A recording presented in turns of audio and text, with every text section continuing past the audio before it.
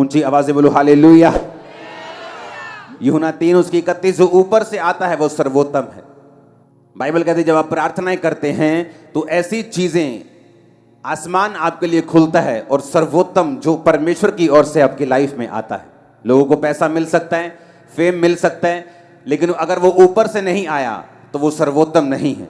अगर वो ऊपर से नहीं आया उसकी कोई भी गारंटी नहीं है। इसीलिए बहुत से लोग मिलियंस फॉलोअर्स को लेने के बाद भी, एक बड़ी कुर्सी पे पहुंचने के बाद भी, बड़े पॉलिटिकल कैरियर में सफल होने के बाद भी सुसाइड कर लेते हैं, क्योंकि बाइबल कहती है जो ऊपर से नहीं आया वो सर्वोत्तम नहीं है। और बाइबल कहती है जब डैनियल ने प्रार्थना करनी शुरू की और परमेश्वर से मांगना शुरू किया तो वचन कहता है कि पहले ही दिन जब उसने प्रार्थना और उपवास के साथ परमेश्वर के सामने दुहाई देनी शुरू की तो बाइबल कहती है परमेश्वर ने उसकी प्रार्थना सुन के उत्तर को भेजा, अपने दूत को भेजा। रास्ते में शैतान उस दूत से लड़ता रहा और जब दूत लड़के शैतान से डैनियल के पास पहुंचा और बताया कि मैं तेरी प्रार्थना का उत्तर देने के लिए आया हूं, जब तुमने पहले ही दिन अपना मन लगाकर प्रार्थना शुरू की थी, मुझे उत्तर देने के लिए तुझे भेज दिया गया था। बाइबल कहती है जो ऊपर से आता है वो सर्वोत्तम है, लेकिन ऊपर से जो आएगा वो तभी आएगा जब आप मांगेंगे, क्योंकि वचन कहता है मांगो तो दिया जाएगा। अगर आपने मांगा नहीं तो आपने पाया नहीं। परमेश्वर ने कहा मैं अपने बच्चों के मांगने से पहले जानता हूं कि उन्हें किन चीजों की आवश्यकता है, लेकिन मैं उन्हें तभी देता हूं जब वो मांगते हैं, क्योंकि वचन कहता है मांगो तो दिया जाएगा। हालेलुया। परमेश्वर ने कहा जब तक मनुष्य को स्वर्ग से ना दिया जाए वो नहीं पा सकता। और वचन की गहराई बताती है कि जब आप परमेश्वर के सामने घुटनों को टेकते हैं और प्रार्थना करते हैं, दाऊद कहता है मैं सांझ को, मैं भोर को, दोपहर को, तीनों पहर तेरी दुहाई देता रहूंगा और तू मेरी सुन लेगा। बाइबल कहती है डैनियल 3 टाइम परमेश्वर के सामने परमेश्वर का धन्यवाद करने के लिए और प्रार्थना करने के लिए जाया करता था। वो 3 टाइम परमेश्वर के सामने रोज उपस्थित होता था, क्योंकि हम जानते हैं कि जो कुछ परमेश्वर ने मेरे लिए सोचा है, जो स्वर्ग से मेरे लिए उतरेगा, जो परमानेंट होगा, जो टेम्परेरी नहीं होगा, जो थोड़े दिनों का नहीं होगा, जो आशीष लगातार मेरी जिंदगी में रहेगी, वो तभी आएगी अगर वो स्वर्ग से उतरेगी, क्योंकि वचन कहता है जो ऊपर से आएगा वो सर्वोत्तम होगा। आप सभी को जय मसीह की और जय यीशु की। मेरे प्यारे भाइयों और बहनों, मैं इस नए वीडियो में आपका फिर से स्वागत करता हूं।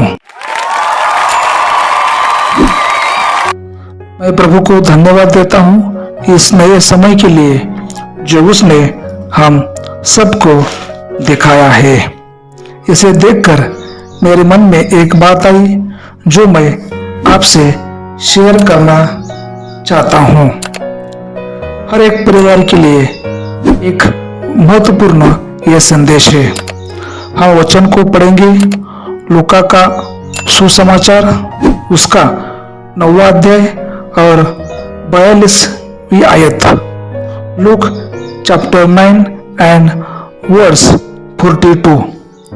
यहाँ पर हम इस प्रकार पढ़ सकते हैं, वह आ ही रहा था कि दुष्ट आत्मा ने उसे पटक कर मरोड़ा, परंतु यीशु ने अशुद्ध आत्मा को डांटा और लड़के को अच्छा करके उसके पिता को सौंप दिया।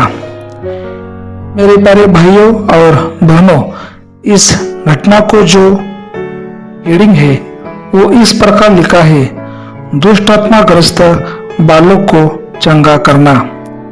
एक पिता का बेटे के अंदर दुष्ट आत्मा था, तो वो पिता अपने बेटा को लेकर यीशु के पास आया क्योंकि वह चंगा ही चाहता था। इस बेटा का हालत इतना खराब था कि दुष्ट आत्मा के कारण, वचन में लिखा है, वो एकाएक चिल्ला उठता था।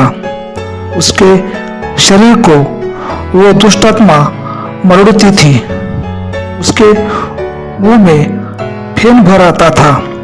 ऐसे बहुत सारे प्रॉब्लम से ये बच्चा होकर जाता था और इसलिए ये पिता इस बालक को लेकर यीशु के पास आया और वहां पर हम देख सकते हैं कि यीशु मसीह ने उस बालक को चंगा किया। यीशु मसीह ने उस दुष्ट आत्मा को डांटा। फिर यहाँ पर लिखा है उस बच्चा को अच्छा करके उस पिता को सौंप दिया। देखो मेरे प्यारे भैया और बहनों, उस परिवार के हालत को सोचो। एक लड़का है, उसके शरीर में दुष्ट आत्मा है। वो परिवार के हालत को जरा समझे। वो लड़का कभी भी चिल्लाने लगता है। वो लड़का, उसका शरीर पर कंट्रोल नहीं है। माता पिता भी उस बच्चे के प्रति प्रेम नहीं दिखा पा रहे हैं, क्योंकि उस लड़का के शरीर पर दुष्ट आत्मा ने कब्जा कर रखा है। इस परिवार का हालत कितना बेकार हो गया है, क्योंकि शैतानी शक्ति वहां पर काम कर रहा है।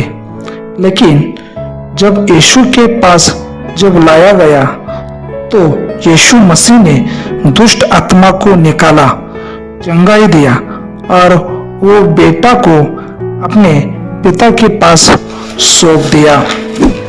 देखिए मेरे प्रियो, यीशु मसीह बेटा को पिता के पास सौंप देता है।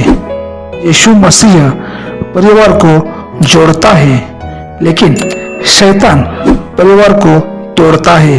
शैतान यही चाहता है कि हर परिवार में लड़ाई हो, झगड़े हो, लेकिन यीशु मसीह चाहता है कि हर एक परिवार में प्रेम और एकता रहे। प्रभु करे इस वचन के द्वारा आप सभी को बहुत आशीष दे। आपको यह वीडियो कैसा लगा ये आप हमें कमेंट करके जरूर बताना। अगर आपको यह वीडियो अच्छा लगे तो इस वीडियो को लाइक करें, शेयर करें और चैनल को सब्सक्राइब करें। आइए हम मिलते हैं अगले वीडियो में। तब तक वचन को पढ़ते रहिए और प्रार्थना करते रहिए। परमेश्वर आप सभी को बहुत आशीष दे। God bless you all. आमीन।